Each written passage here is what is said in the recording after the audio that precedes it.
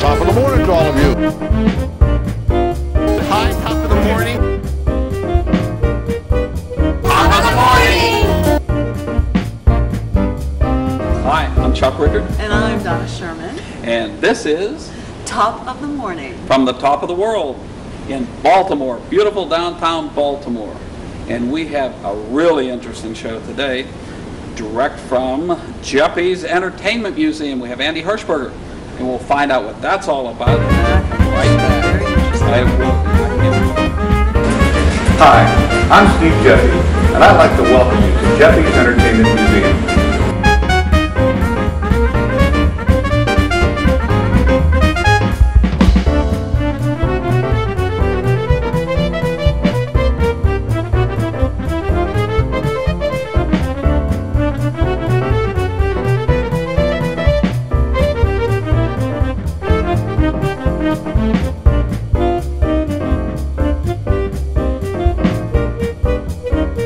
Well, welcome back, folks, and as we promised you, we have an exciting show here. We have Andy Hirschberger from the Geppi Entertainment Museum. Welcome. Well, Good morning. Glad to be here. Tell us a little bit about the Geppi Entertainment Museum. Well, I'd love to. Geppi Entertainment Museum is an idea sprung from the mind of Steve Geppi, Baltimore native, grew up in Little Italy. He's had this idea in the back of his head for over 30 years. And what it is a collection of pop memorabilia from 1776 to the present.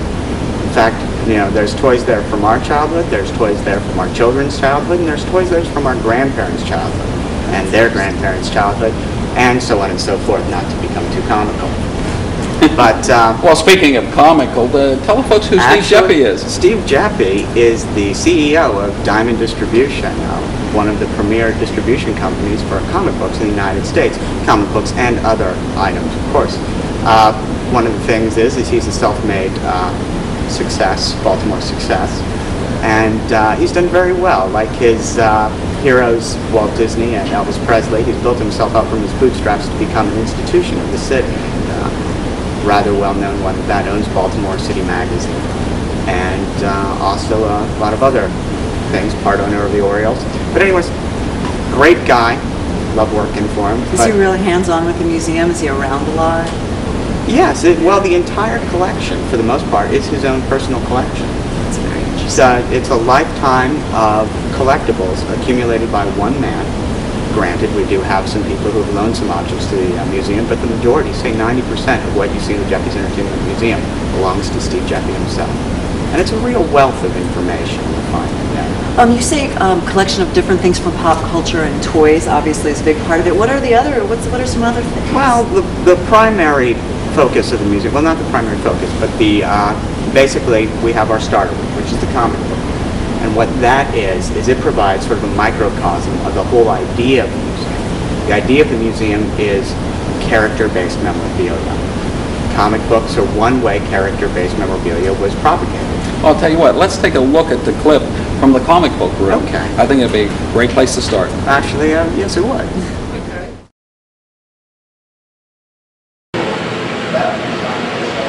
Welcome to the Comic Book Library. Over 340 different character-based products have been used to simultaneously entertain and educate children.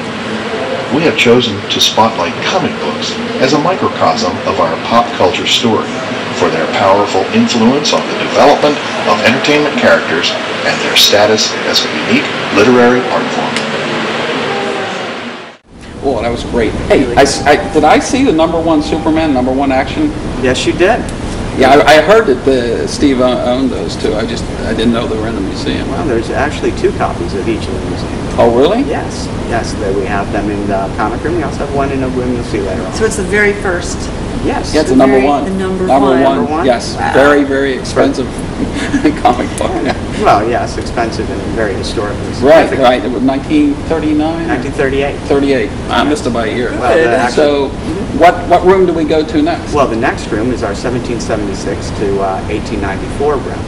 Now, this is Pioneer Spirit, and our focus here is antique dolls, newsprint, and marbles, and a little special character we like to call the Brownies. We don't like to call them Brownies, they are the Brownies. Palmer Cox in 1883 created these. They're based on a Scottish myth. the whole idea of the brownies is that only good kids can see them. So naturally, any kid who comes to the Geppi's Entertainment Museum is a good child. Parents, take note. Anyway, so one of the things is, this is one of the first items to actually become mass marketed. Palmer Cox was one of the innovator, in a way, of mass marketing a character idea. Never before had a single idea been propagated over a series of merchandise like the brownies did. They were on everything. As today Mickey Mouse takes over every item we own, the brownies back in the late 1800s did the same. Oh, cool. Let's take a look at the brownies in that room. From 1776 to 1894, American children played with dolls, boats, trains, marbles, and other toys designed not just to entertain, but to educate them about the adult world. Palmer Cox's brownies were the first successful commercialized comic characters to appear on toys and many other items, and their arrival forever changed American media and marketing. Hey, that was neat. How many different marbles do you have? Well, different marbles do we have? It's a very difficult thing to say. I personally am not a marble expert. But we have all sorts. As you could see, we have sulfides, we have spirals, we have, you know, the list goes on and on. The terminology, unfortunately, is not my specialty. So, Are the marbles Steve's? no, actually the marbles are on loan right now. So, well, not all of them. There are a certain set amount that are Steve's, but for the most part, the majority are coming from some special donors. What's your favorite part of that room? Well, actually, my favorite part is the cast iron bakes and the brownies themselves. I think Palmer Cox's illustrated style was very interesting. I like that turn-of-the-century look, very detail-oriented. And the merchandise itself is just beautiful, the craftsmanship from back then. Same with the iron banks, the whole novelty of them. And one of the specialties of that room, as you know, is the interactive, where people can actually go to one of the video screens, push on a bank they like, and see it in motion in a variety of speeds. And that's, you know, that's something special. Very special. We're going to go into the next room. But right now, we're going to take a break. We'll be right back.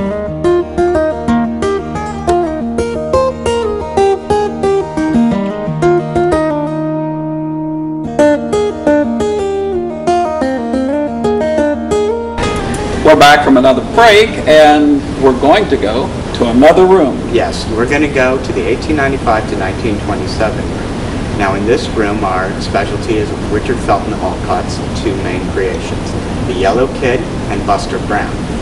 Now besides those characters, Buster Brown, of course, we all know from the shoes we bought as a child. Well, Buster Brown, interesting story, is the second major character created by Richard Felton Alcott. And what I should lead into before I discuss Buster Brown is Yellow Kid. A lot of people don't know Yellow Kid, but in a way maybe our entire vocabulary has been influenced by the Yellow Kid. Yellow Kid is a creation of Alcott, a little Irish hooligan with a shaved head, wears a yellow nightcloth, and in the various comics he would have some wry saying printed on there in broken English. The character smoked, drank, and did all the sorts of things that we wouldn't really encourage children to do today. Anyways, this character originally was in Pulitzer's newspaper in New York City. William Randolph Hearst came to town and said, I like that, I want him in my paper. So he snatched Alcott under Pulitzer's nose, and basically Pulitzer said, you know, if you're going to have a Yellow Kid, I'm going to have a Yellow Kid, and hired ashcan artist George B. Lux to do it. He later on to some renown as a serious artist. Anyway, so what happens next is the two are fighting back and forth with this character that they sort of get a nickname of the Yellow Kid papers, or, you know, yellow journalism, which then becomes the code name for the sensational, over-the-top, completely unreliable news reports the two did during the Spanish-American War at the time. It was actually a very strong negative connotation, but that's where we get that from. That was kind of surprising that two different newspapers could have the same character and fight about it. Weren't there any copyright laws? Well, there were actually, but according to the time, Pulitzer actually owned the character name, but Alcott owned the rights to design the character. It was something, I mean, the legality of it is not something I fully... Oh, yeah, I thought I was curiosity. But there was a certain loophole where they could both carry it at the same time. So Buster Brown came out of this? Buster Brown, actually, Alcott said, you know, I'm sick and tired of having a hooligan as my stock in trade. I'd like to have a little kid who was like a moralist. And that was Buster Brown. And in 1902, when he created Buster Brown, he went to, he basically got his character together, went to a fair, and said, for sale, buy into my character, and it went like hotcakes. Another merchandising success. There was Buster Brown hosiery, Buster Brown shoes, Buster Brown whistles, doodads, card games, everything. And he was just making a fortune. And the whole idea with Buster Brown is, here's this little rapscallion in a middle-class society. The yellow kid was lower slums, and who would do something rather horrific, but at the end get his punishment and then provide us with a very dense, sometimes undecipherable moral lesson. Well, I'll tell you what, let's take a look at Yellow Kid and Buster Brown in these clips.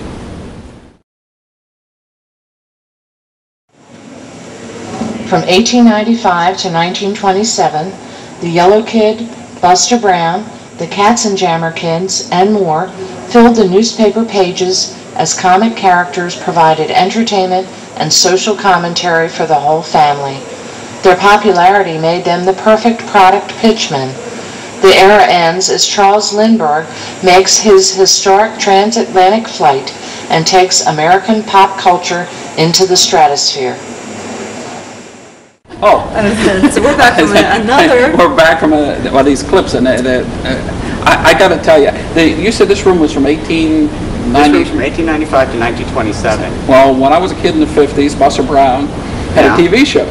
Oh, we did? Yes, Buster Brown had a TV show. Andy Devine was the host of it, and he kept saying, clang your magic twanger, Froggy, or whatever, and Buster Brown lives in a shoe. Well, I'm glad you said pluck your magic twanger, Froggy, because we'll come back to that in the room coming up. Oh, cool. Let's go to the next room. Well, the next room we have here is the 1928 to 1945 room, and this one's a lot of people's favorites for the sole reason that you start to really identify our characters. This is where Disney comes into full force, and Superman comes into being. And we have a case for Disney, we have a case for Mickey Mouse, and we have a case for Superman, our two icons being Superman and Disney. Interesting story about Walt Disney, I don't know if you know this.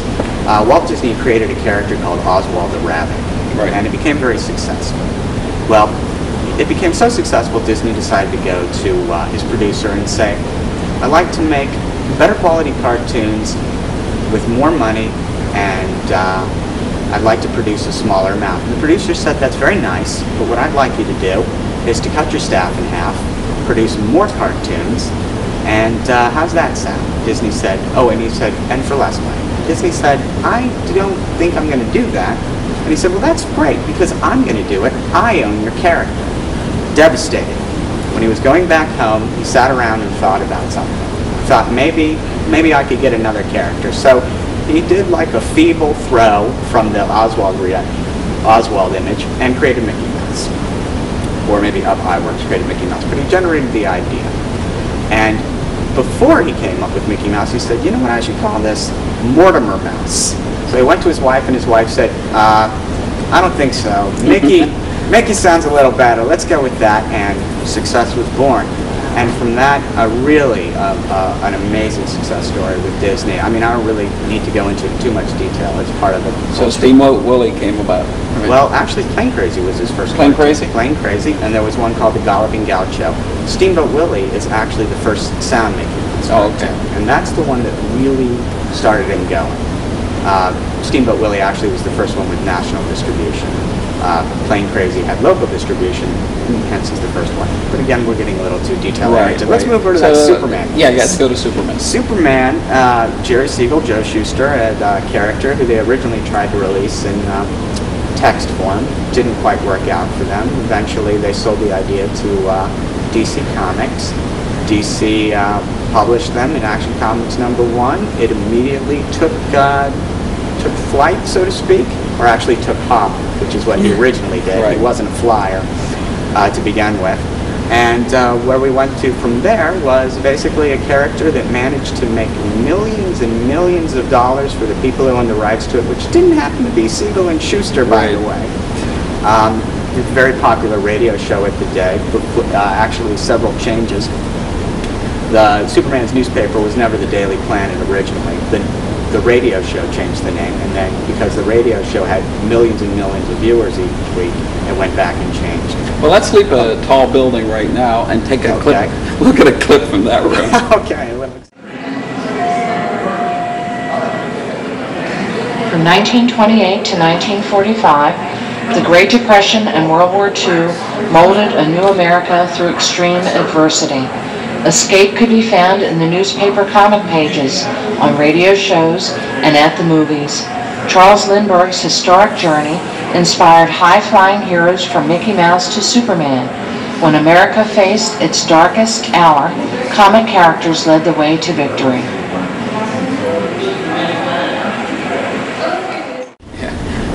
And now you're getting to my childhood, you know, and all that. Well, not quite that, but, you know, it's... Yes, here we are in the 70s to 80s. Right? We're still watching Superman. No, we're still watching Superman. We're still watching Mickey Mouse. Right. We're in the 1946 to 1960 room right now. And here you see our little friend, Froggy. Pluck your magic. Pluck your magic. We have a little squeak toy right there. A lot of people are trying to actually reach through the glass and grab it. Not a lot of success, fortunately. And as you can see, actually, you know, our main gallery here is the Peanut Gallery. It's Howdy Doody time. When you walk in, it's Howdy Doody time, and we've got 5 TV sets right there playing 5 different broadcasts from the period. You can see a clip of Hopalong Cassidy, Art Carney, and Jackie Gleason, you know, goofing around, Ronald Reagan and Milton Berle in a little sketch.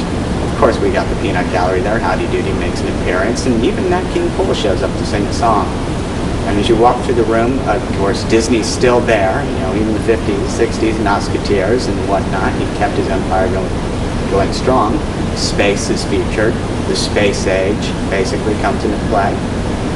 Westerns are still strong. Hopalong Cassidy is now renewed interest with his television show. Become a major success and a spokesperson for good deeds everywhere. Right.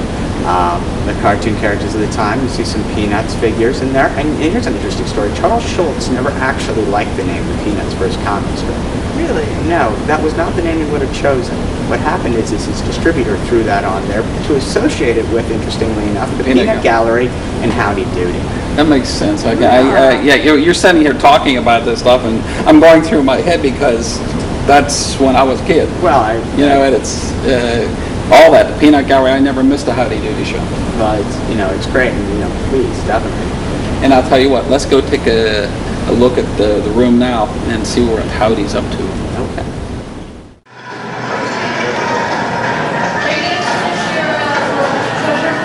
From 1946 to 1960, post-war America fell in love with a new medium for educating and entertaining a growing nation. Television took us to the Peanut Gallery, the Old West, and deep space, and brought world events directly into our homes. The beat of America changed, and rock and roll took our nation's youth by storm.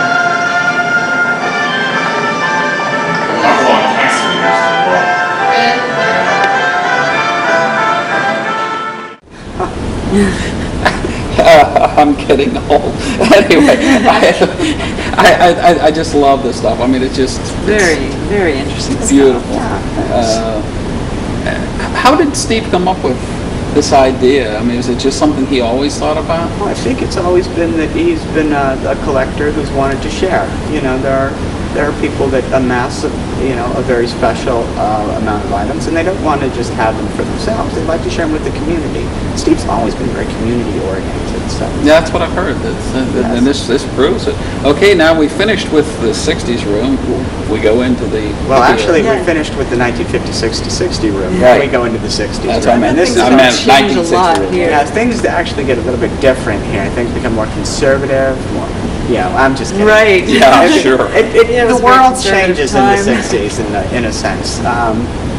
We have our music case here, and our central case in this is Batman. Of course, Batman was actually from years back in the 30s, a character created by Bob Kane. But in 1966, he had a very popular TV show starring Adam West and Burt Ward, and that's why we decided to focus on Let's take a look at that room, and then we'll come back and talk about it.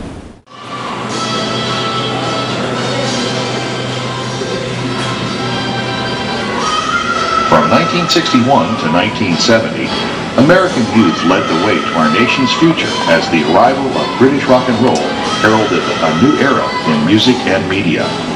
From Cold War spies to commuting cavemen to caped crusaders, colorful comic characters were everywhere during this time of tumultuous change. And that was basically our 60s room. Also, Yeah, we it's had cool. the comic characters in the Marvel and DC memorabilia.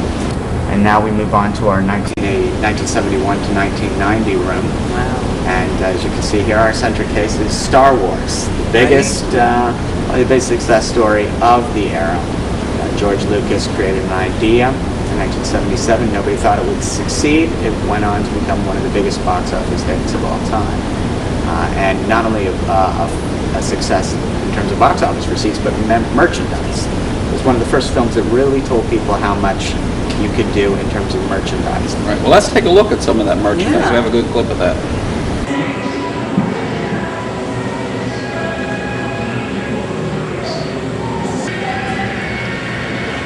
From 1971 to 1990, America shifted from an industrial to an information economy as new media technologies increased the nation's focus on home entertainment. Affordable video recorders, computers, video game systems, and even fast food franchises provided new avenues for pop culture characters to become part of our lives and take us as far as the stars. Cool stuff. And you know what I get from you that you love your job. Well, I do. I have to confess that this is a very exciting opportunity for me, and this Americana pop culture is really something. Cool. And one last thing. Well, The gift shop. The gift shop, 1991 to present. What we have in here is a collection of toys that our contemporary children grew up with, and also are toys that you can buy. And as you can see, we have a very eclectic selection. Christmas is coming around the corner. Christmas It is seems like coming a up. great place if you want to get something really unusual and cool Absolutely. and different for somebody. Yeah, we've got a nice eclectic selection of some very intriguing items. So let's take a look at that gift shop too. We got a clip of that. As I said, I think the store should be a reflection of what you see in the museum, and then what we feel is the up-and-coming collectible items. We try to have books, we try to have toys, we try to have collectible statues. We do carry some vintage items which we get from an auction house that we own called Hake. Since we're so new, we're still a work in progress, and any suggestions that the people who come through our museum and our museum store is greatly appreciated. Wow. Wow. Whoa. Well, I definitely know where I'm going to get the majority of my Christmas shopping done this year. I mean, that's so easy because it's all right there, and you can't find that stuff anywhere. No. Any last words you want to talk about here? Okay, and we invite people to come check out our website, www.geppismuseum.com, G-E-P-P-I-S museum.com. And we also invite people to call us at 410-625-7060 and find out what's going on.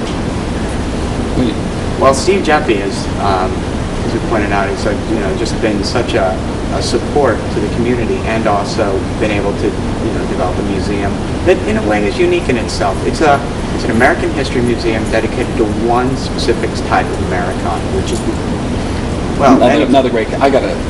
You got to be a kid in a toy shop. Well, it's very interesting. I have a degree in American Studies, and it's very rare that you can actually use your college degree for what you love. What a great job, and sounds like you have a ton of fun. We got to take a break, and we'll be right back.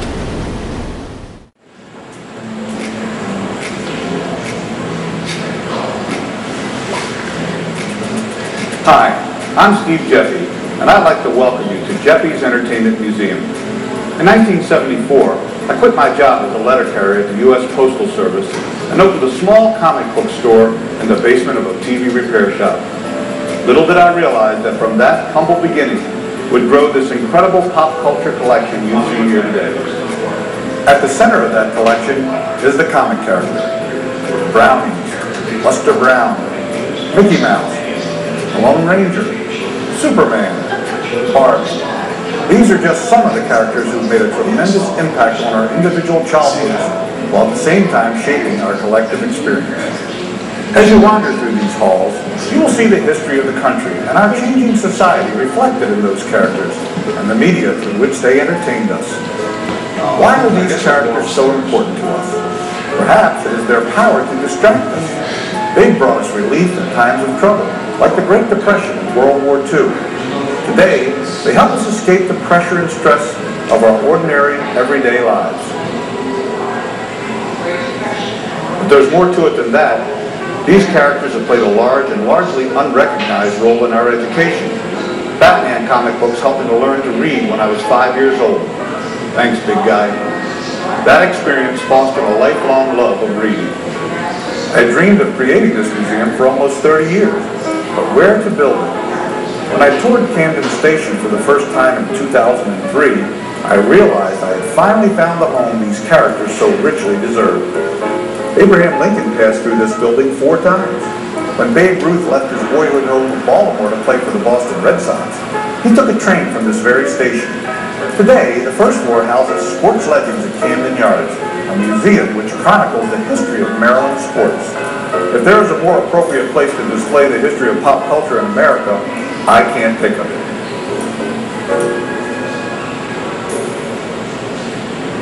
I've been called Baltimore's biggest cheerleader.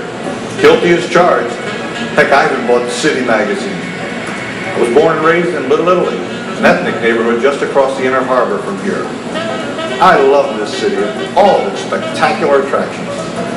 From the National Aquarium and the Science Center, to the Walters Art Gallery and Museum of African American History and Culture, to the restaurants of Fells Point and Little Italy, Baltimore has something for everyone.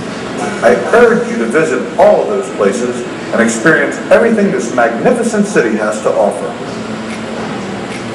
But first, I'd like you to take a trip with me in my time machine to discover or revisit all the wonderful characters, friends I call them, that have shaped our popular culture. And don't be afraid to say, hey, I had that when I was a kid.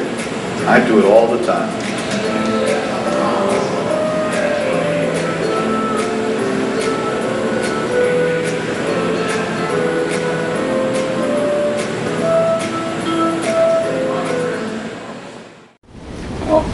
And Steve is such a great guy, and seeing all this is amazing.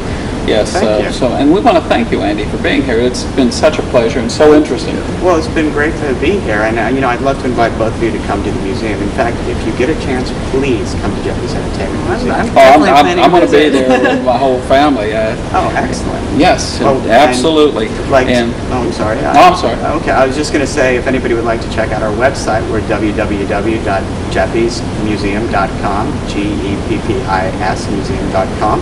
And you can always call us at 410-625-7060. Find out about what's going on in the museum. Don't be too surprised if in the next year or so you see some exhibits on pop art and a special exhibit on a certain sci-fi movie from 1977 that's celebrating its 30th anniversary. Something about wars in space. Cool. Cool. Well, thank you so much again. Thank you. You're welcome. That's it, folks, and until the next time at the top of the World Trade Center. Thanks for joining us. Top of the morning, I'm Chuck Rickard. And I'm Donna Sherman. We'll see you then. Bye. Bye. Give a little bit of talk about that.